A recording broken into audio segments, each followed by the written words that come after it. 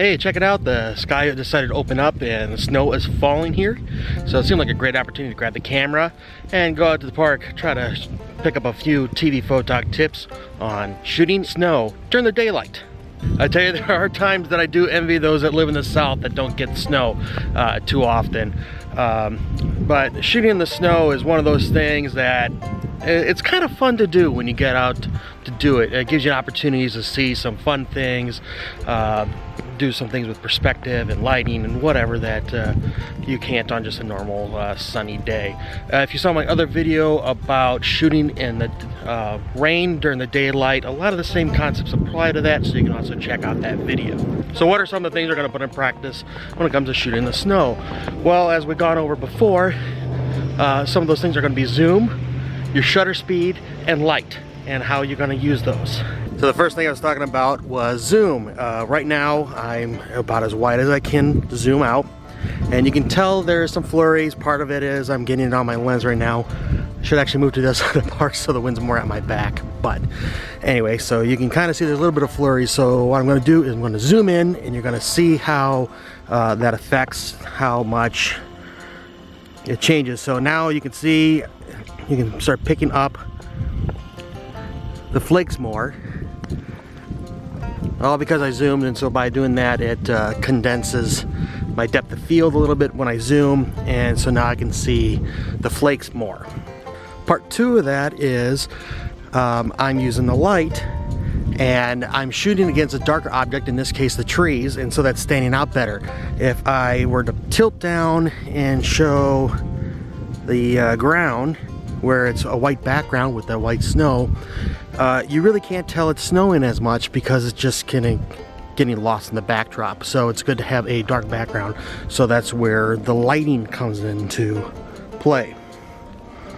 So kind of a bonus tip, try to shoot with your back to the snow the way it's blowing if possible. That way the snow isn't going straight into your lens like I was just having a problem with it. You saw that right now I'm not having nearly as much of an issue.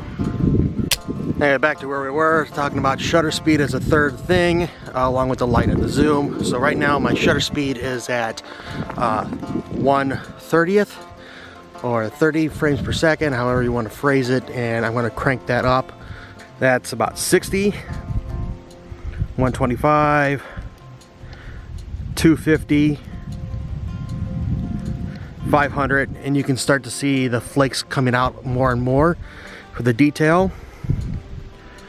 Right now I'm at 1,000, and the farthest out my camera goes on shutter speed is 2,000. So now you can really see the detail and the snowflakes starting to come out. Again, if you look over here where it's darker, you can see more detail, but you really cannot see the flakes up here in the light where it's the same color. Same thing down here at the bottom, so in those dark areas. So now we're going to combine all three. We're going to put the zoom, the shutter speed, and the lighting together. First I zoomed in on the more lit background and can't really see as much in the light, but again in the dark areas there. I'm just gonna pan over a little bit and tilt down to a darker area, and now you can really see a lot more detail with that dark background with the white snow. So right now that is zoomed in all the way, so I got my zoom. My shutter speed is cranked up to 2,000. So I'm seeing a lot of detail on that, and I'm shooting against a dark background, which helps break out the snow from the background with the different shades. And that's gonna do it for this tip. Kind of a short one, I know, but I'm cold. I didn't properly wear weather gear today. In fact, you can actually watch that video on more dressing for winter gear. But I want to thank you for joining me. I'm Bill. You've been watching TV Photog Tips. Please do me a favor, like, share, and subscribe so I know you're out there.